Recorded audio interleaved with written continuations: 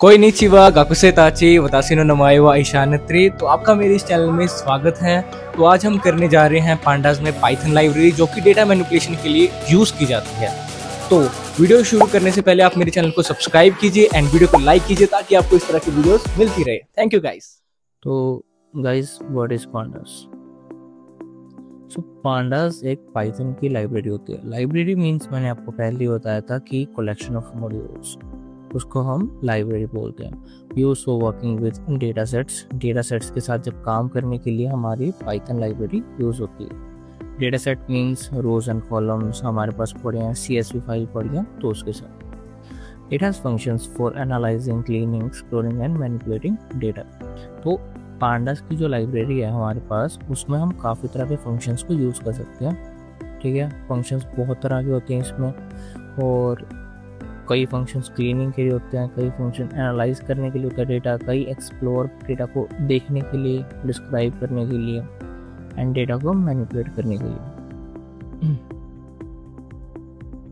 सो why हम pandas actual में use क्यों करें? Pandas allows us to analyse big data. ठीक है, अगर हमारे पास बहुत बड़ा डेटा पड़ा है हमारे पास, उसको एनालाइज करना है, उसको हमने इनसाइट्स निकालना उस डेटा में से, तो हम उस टाइम पे पांडास यूज़ करते हैं। एंड कंक्लूजन्स निकालने हैं स्टैटिस्टिकल थ्योरी के बेसिस पे। Okay, pandas can clean messy data set. अगर हमारा डेटा सेट बहुत ज़्यादा मैसी है, ठीक है, बहुत गंदा है, तो उसमें डुप्लीकेट्स है, कुछ वैल्यूज नल है, कुछ का फॉर्मेट सही नहीं है, तो उस डेटा को क्लीन करने के लिए हम पांडास का यूज़ करते हैं। What pandas can do?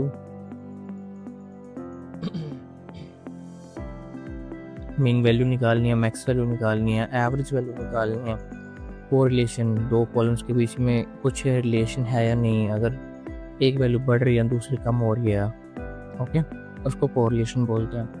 Relate कर रही है वैल्यू की नहीं। That's just basic introduction pandas की। ओके, मेन एक पांडा, आप याद रखिए कि पांडास एक लाइब्रेरी है पाइथन में, जिसकी मदद से हम डेटा सेट्स के ऊपर काफ़ी मैनिपुलेशन कर सकते हैं, लाइक उसको एक्सप्लोर कर सकते हैं, क्लीन कर सकते हैं, एंड एनालाइज कर सकते हैं। मेनली हम पांडास को एनालाइज करने के लिए यूज़ करते हैं, and second one for cleaning purposes. Okay, तो अभी हम कुछ एग्जांपल्स देखेंगे पांडास में। ओके, तो सबसे पहले आप यहाँ पे एक नई फाइल क्रिएट कर लीजिए। यहाँ पे न्यू फाइल का ऑप्शन है, तो यहाँ पे मैं लिखूंगा pandas 4.ipynb। So try to use ipynb extension. ठीक है, तो यहाँ पे हम डिफरेंट ब्लॉक्स में काम कर सकते हैं इसलिए। Okay, so for using pandas आपको pandas को इंपोर्ट करना पड़ेगा, बट मेक श्योर कि आपके पास pandas इंस्टॉल्ड है आपके सिस्टम में। pip install pandas जो कमांड है, इससे आपका क्या होगा, पांडास इंस्टॉल हो जाएगा। तो मेरा ऑलरेडी इंस्टॉल्ड है तो मैं नहीं करूँगा, बट आपका अगर नहीं इंस्टॉल्ड है तो आप कर लीजिए। ओके, देन पांडास को इंपोर्ट। अगर हमने पांडास को इंस्टॉल तो कर लिया, अब यूज़ कैसे करना है, तो इंपोर्ट करके यूज़ करेंगे। ओके, सो पांडास को हमने एक शॉर्ट नेम दे दिया है PD। ओके, तो हम यहाँ पे एक ना डिक्शनरी बनाएंगे, डिक्शनरी बनाएंगे, एक की लिखेंगे। मैंने लिख दिया ईशान, अंजलि और रोहन। ओके, तो मैंने एज लिख दिया। ओके, नेम में मैंने एक लिस्ट दी जिसमें मैंने 3 नेम्स दिए, ईशान, अंजलि और रोहन, एंड मैंने एक नई की बनाई जिसकी वैल्यूज हैं 25, 30 और 22। So let's create a data frame with that dictionary. So मैंने एक वेरिएबल बनाया, then PD means pandas dot data frame.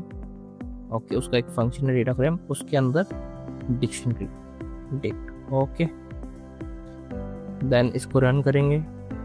Okay, kernel select कर लिया हमने अपना।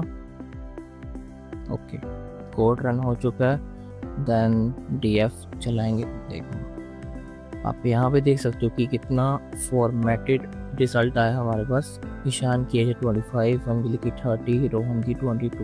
ओके, तो हमारे पास इस तरीके से डेटा आ जाता है, एक डेटा फ्रेम बनेगा पांडास में। With the help of dictionaries, ठीक है। बट हम पांडास में डिक्शनरीज का इतना यूज नहीं करते हैं, डिक्शनरी से डेटा फ्रेम नहीं बनाते हैं। हमारे पास ऑलरेडी CSV फाइल्स होती हैं जिससे हम डेटा रीड करवाते हैं, उसके ऊपर वर्क करते हैं। ओके, ये जस्ट आपको समझाने के लिए था कि हम अगर खुद से कस्टम डेटा फ्रेम बनाने हैं तो हम डिक्शनरी से बना सकते हैं। You can also use lists. Okay, list से हम कैसे बना सकते हैं देखते हैं। तो मैंने एक A नाम की लिस्ट बनाई। ओके, एक यहाँ पे नहीं बनाना तो इसका और भी मेथड है, pd.data_frame, ठीक है, यही मेथड है ना। देन इसके बीच में 1 2 3 और फिर 2D लिस्ट बनाऊंगा। आई होप आपको पता होगा 2D लिस्ट क्या होती है। ओके, 4 5 6 एंड यहाँ पे मैं columns is equal to column का नाम दे दूंगा। जो अभी हमने देखे ना यहाँ पे नेम और एज, यहाँ पे नेम और एज कॉलम का नेम है ना, तो यहाँ पे मेरे पास कितनी वैल्यूज होंगी, ये रोज है ना मेरे पास, ठीक है। तो एक रो तो है मेरे पास 1 2 3, दूसरी रो है मेरे पास 4 5 6। तो फर्स्ट रो का हेडिंग क्या आएगी, मैंने लिखते A। ओके, सेकंड रो की B एंड थर्ड रो की C। ओके, ये हमारे पास डेटा फ्रेम बन चुका है। तो इसको किसी में स्टोर करने वाले कोई वेरिएबल है, तो मैंने इसके लिए वेरिएबल बनाया df1। सो df1 को मैं इसको रन करूँगा। आप देख सकते हैं कि यहाँ पे A B C बन चुका है। ओके, कॉलम्स 3 कॉलम्स आ चुके हैं, उनमें वैल्यू भी आ चुकी है। और यहाँ पे 0 और 1 है ना, ये आपके क्या होते हैं, labels. Okay, these are labels, some call them index. Okay, तो आप लेबल्स बोल सकते हैं इसको। तो यहाँ पे हमने अपना कर लिया एक छोटा सा प्रोग्राम। हमने क्या किया, एक डेटा फ्रेम बनाया with the help of dictionary और with the help of list. Okay, बहुत आसान था। आगे हम देखते हैं इससे भी आसान है चीज। ओके,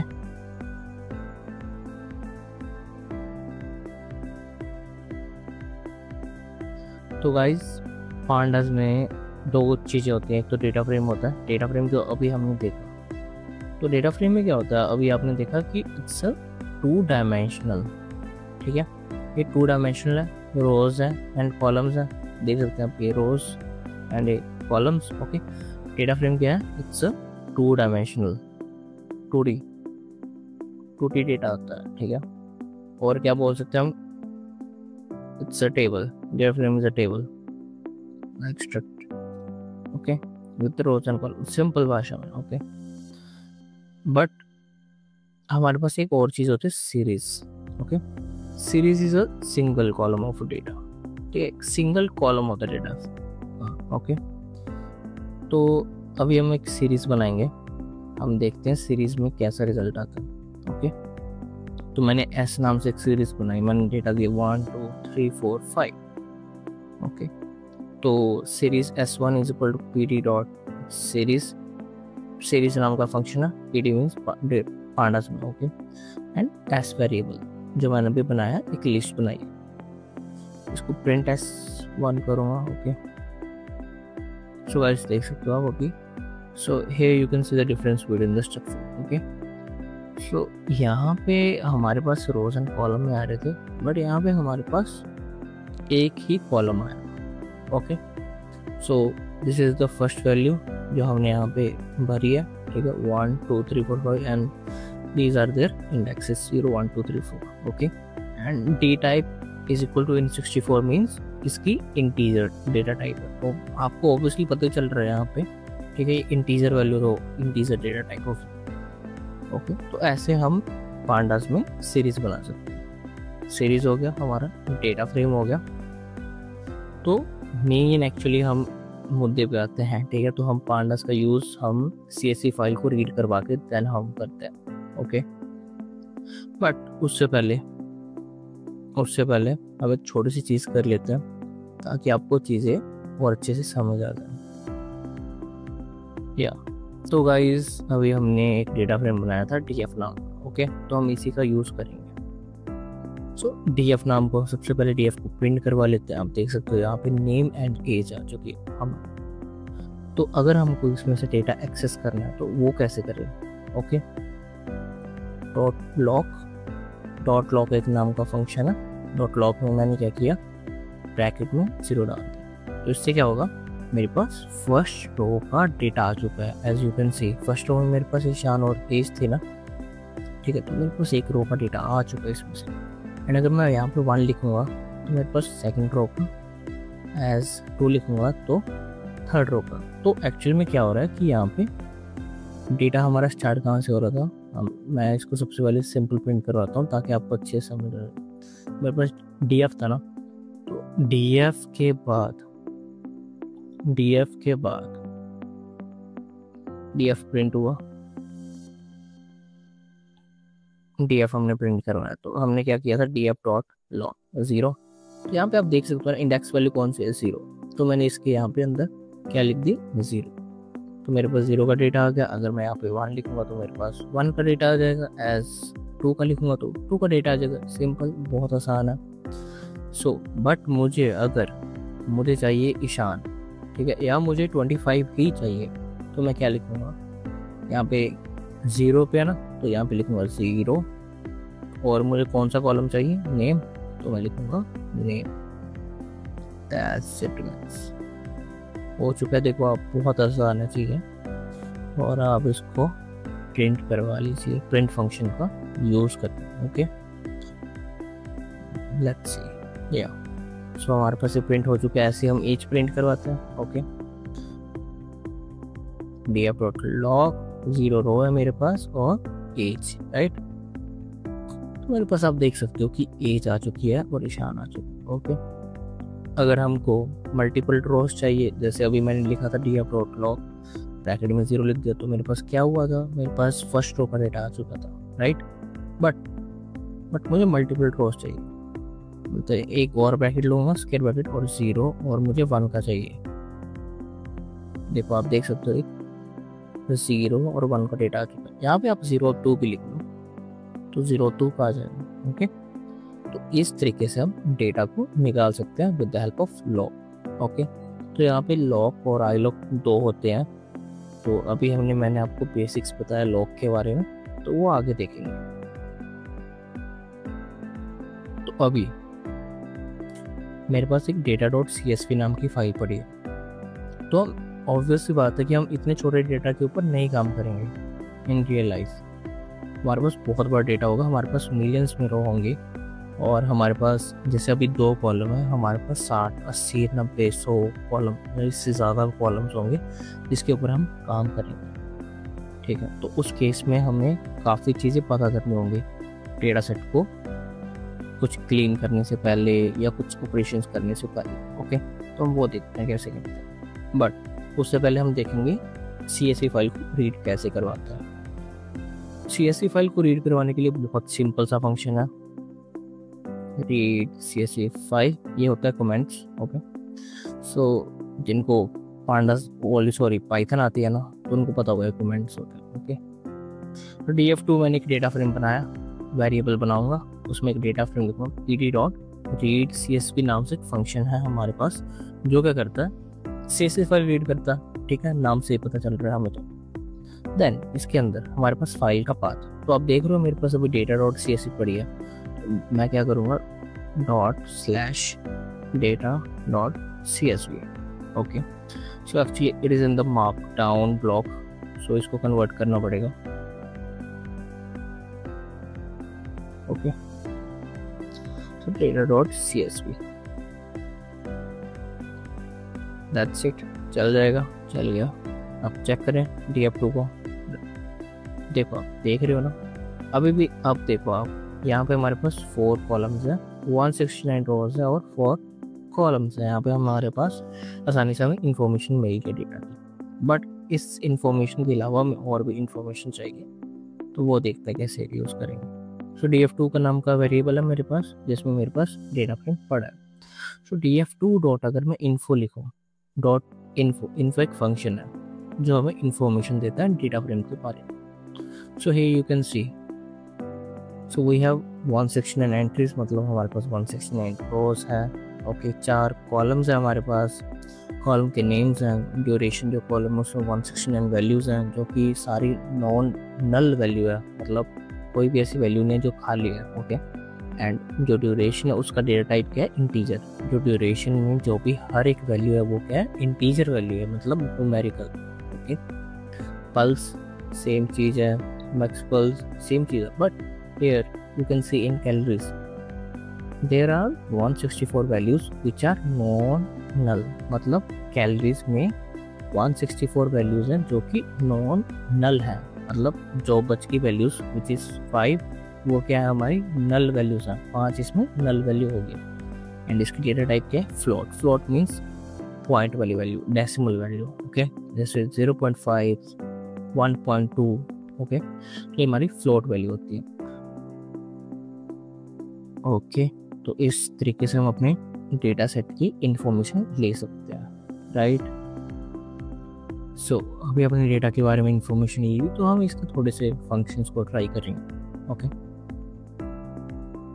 फिर df2 का नाम का हमारा डेटा फ्रेम है, तो अगर मैंने df2 डॉट हेड लिख दी, ओके, हेड नाम का फंक्शन कॉल किया, तो what it will do, it will print first 5 रोज। आप देख सकते हो 0 से लेकर 4 तक, 1 2 3 4 5 हमारे पास 5 रोज आ चुके हैं। ओके, अगर इसकी ब्रैकेट्स के अंदर, पैरेंथेसिस के अंदर अगर मैं 20 लिख दूं, तो फर्स्ट 20 रोज मेरे पास आ चुके हैं। ओके, ये मतलब first 20 rows. Head means head, starting, sir से, स्टार्टिंग से। Okay, simple. अगर मैं df2 डॉट टेल लिख दूं, तो क्या करेगा, जैसे हेड ने क्या किया था, फर्स्ट 5 रोज दी थी ना, टेल मीन्स पीछे से, पहुंच पीछे होती है। ओके, तो पीछे से इसने क्या किया, 5 लास्ट 5 रोज हमें रिटर्न कर दी। अगर इसमें भी सेम चीज यूज कर सकता हूँ 20, तो लास्ट 20 रोज हमारे पास आ चुकी है। Okay, so you can write any number 40, okay, 35, 22, anything। okay, उस हिसाब से आपके पास रोज आ जाएंगे।